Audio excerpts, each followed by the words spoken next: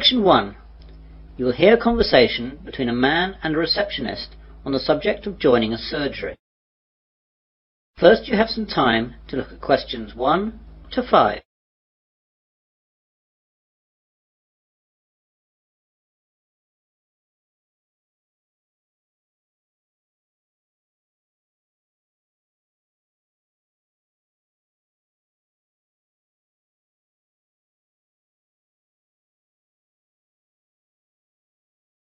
Now we begin. You should answer the questions as you listen, as the recording is not played twice. Listen carefully to the conversation and answer questions 1 to 5. Hello, I've just moved to Melbourne for a new job and I've been advised to register with a new doctor for my family and myself. I think that this surgery is the nearest one to where I live. What's the name of the road that you live in, sir? Dawson Road. Yes, that's in our area. Would you like to register with us now? Yes, please. Right, I'll just have to take some details. First of all, could you give me your name? It's Mike Jacobs. Jacobs. And your family? My wife's name is Janet and I have one little boy whose name is Rod. Ron? No, Rod. R-O-D. Good, that's fine. And what is your address here in Melbourne? 52 Dawson Road, Highfield, Melbourne. Highfield. Highfield. Good. And I'll need to know your health card number. It's NH871812C. What about my family? Oh, only yours for now. Do you know the name of your old doctor? It was Dr. Graham Mackenzie in Perth. Now, we've got 4 doctors here. There's Dr. Susan Larkins, Dr. Kevin White, Dr. James Nicholson and Dr. Linda Williams. Which one would you like to register with? Oh, I didn't think of that. Well, I think I would like a man as my doctor. I'll go for the last one. Was that one a man? No, that was Dr. Linda. How about Dr. Kevin? Yes, that will be fine. Right, Dr. White it is. Will that be the same for your family? Oh yes, my wife might not want a man as her doctor. Well, we'll leave it as it is for now, and my wife can change if she wants to. Before the conversation continues, you have some time to look at questions 6 to 10.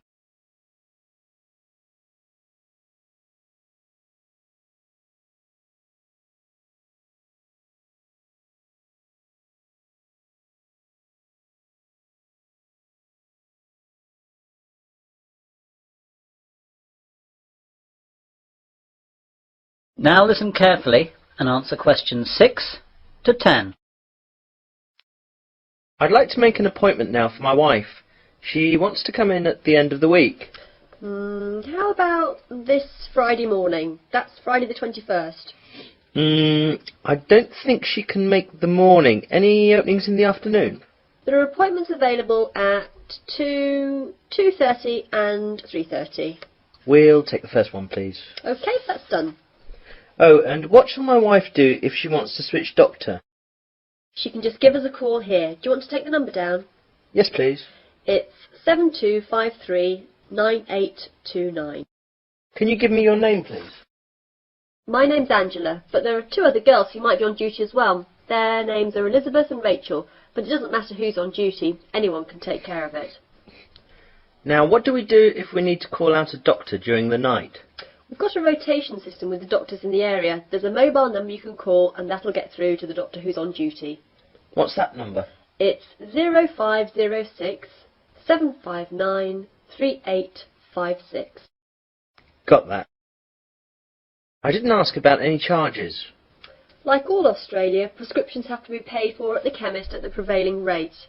Some things like vaccinations for travel and insurance report we make a standard charge for, and I can give you a price list for those. Consultations, though, are under the National Health Service, so they'll be free. Great. Well, that's all. Thanks and goodbye. Goodbye. That is the end of section 1. You will now have half a minute to check your answers.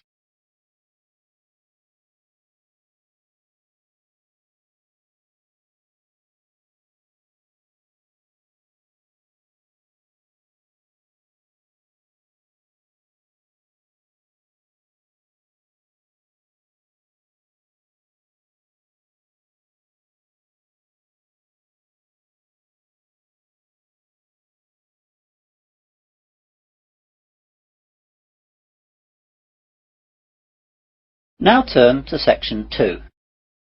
Section 2. You will hear a man giving a guide talk to new students at a university library. First you have some time to look at questions 11 to 16.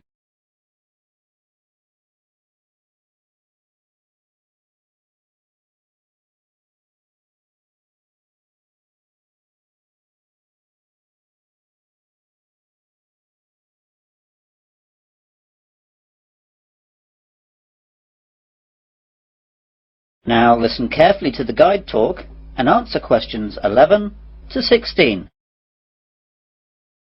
Good morning, everyone. I'd like to welcome you all to Wesley University Library. This is a 20-minute tour around the library to show you all the facilities and all you'll need to know to start off your life here as a student at the university. What I'll start by doing is telling you about what you need to do to join the library. Then I'll briefly tell you about our facilities, and then I'll guide you quickly round and show you everything. So, to join the library, you need to go to the reception between the hours of 9 AM and 5 PM. After that, the reception closes, though all the other facilities will stay open until 10 PM. At the reception, they'll give you an application form. After you fill that in, you'll have to give us the fee of £5, which you have to give us every year that you're a member of the library. We will also need to see your university card to confirm that you're a student of the university. And finally, we'll need 2 passport photos, one for our records and the other for your library card. You will need to do all this as soon as possible so you'll be able to use the facilities at once. I'm sure your workload will begin to build up soon. Now, let me tell you a bit about the facilities. The library opens daily from 8 AM to 10 PM, though, as I told you earlier, the reception operates only between the hours of 9 AM and 5 PM. Although this is extended to 6:30 PM on Fridays to give students more time to organise their book requirements for the weekend.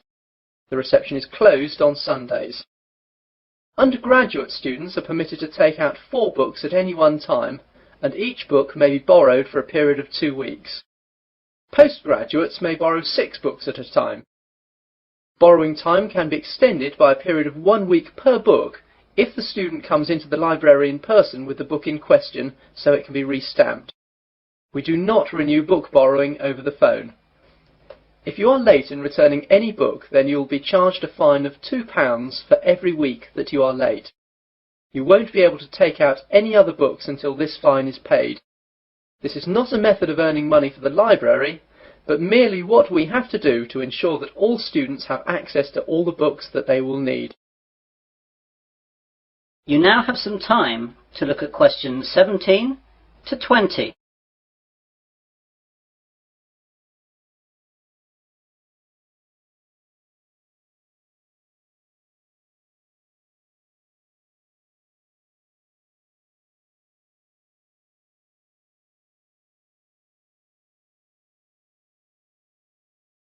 Now listen to the rest of the guide talk and answer questions 17 to 20.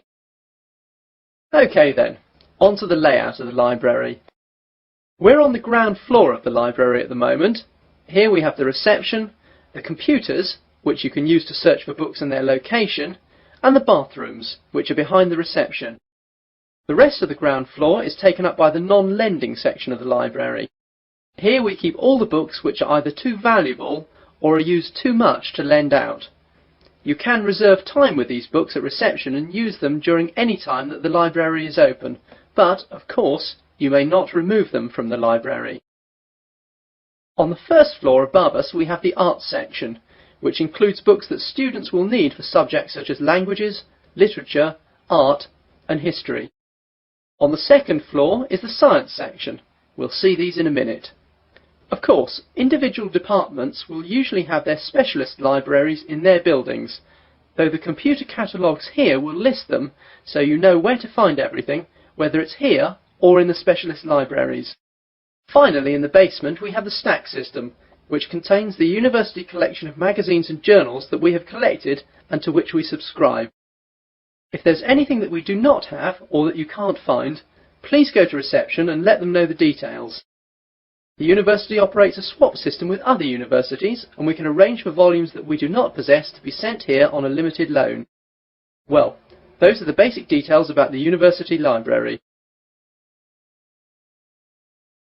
That is the end of section 2. You'll now have half a minute to check your answers.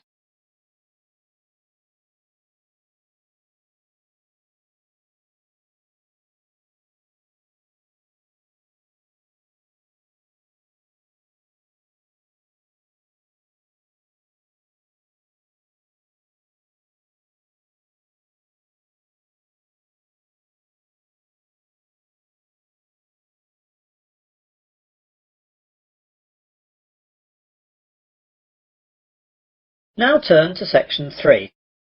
Section 3. You'll hear a tutor and 3 students discussing their work. First, you have some time to look at questions 21 to 27.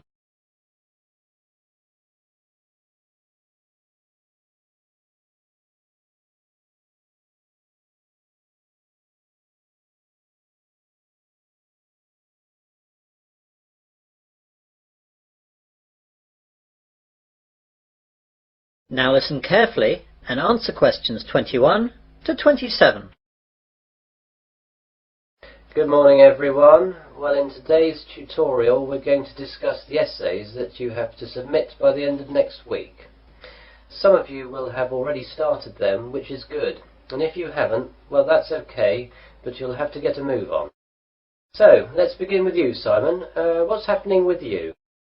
Well, I've made a start on it. I researched the background quite extensively last weekend, and I should get to the writing stage tomorrow with a bit of luck, and I'll get finished at the weekend.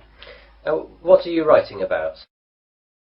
I decided to look at the car manufacturing company Jaguar, examine the problems they had with reliability in the 1970s and 80s, how they dealt with it, and how it affected their marketing and sales strategy. That sounds pretty interesting. Any problems with that? At the start I had problems getting information from that far back, but after rooting around in the library I found some magazines which gave me information and also gave me references to find other stuff. It seems now the only problem is keeping to the 4,000 word limit. It just seems I have so much to write about. It seems I'll need 5,000 or even 6,000 words to be able to cope.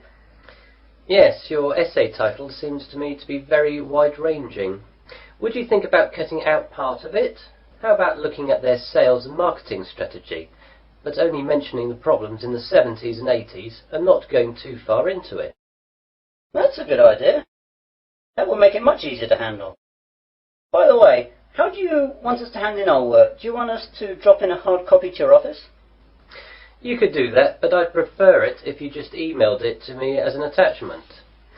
You've all got my address. If not, give it to the secretary, clearly marked that it's for me. Right, Jennifer, how about you? I've not really got going on it yet, but I have decided on a subject. I'll try and do some research during the rest of this week, and I should get writing this weekend. Okay, what are you writing about then? I want to look into how supermarkets use market surveys to develop their products. Will you have enough time to find out what sort of things that the supermarkets do? You won't have much time for that. I should be okay. I've had a look in the stack system in the library and I found a magazine that surveyed all the UK major supermarkets and a trade publication that analysed the same things in Canadian supermarkets. Be careful about using their conclusions too much. The university takes a tough stance on plagiarism. Make sure you properly list where you get your information from in a bibliography and try and do your own analysis. Get going too, as that analysis will take a bit of time. Okay, thanks. You now have some time to look at questions 28 to 30.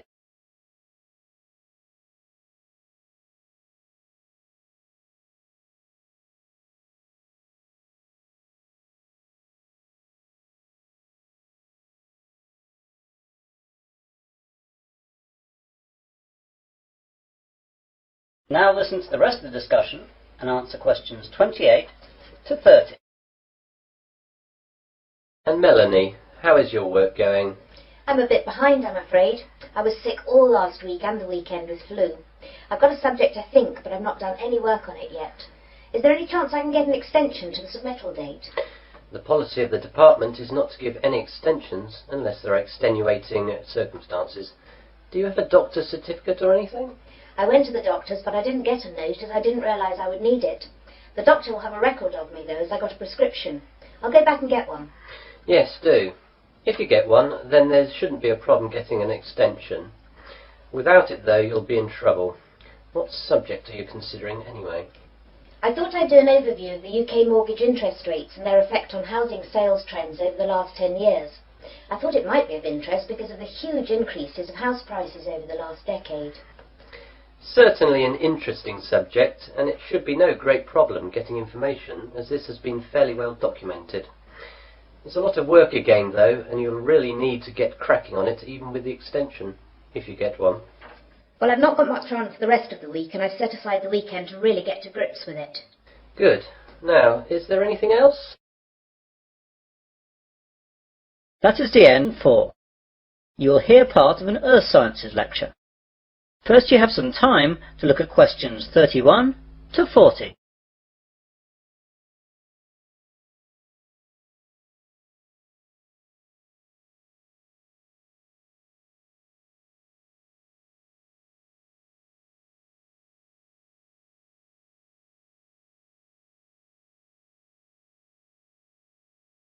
Now listen carefully and answer questions 31 to 40.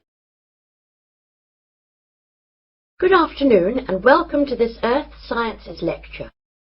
Today we're going to look at tidal waves, or more correctly, tsunami.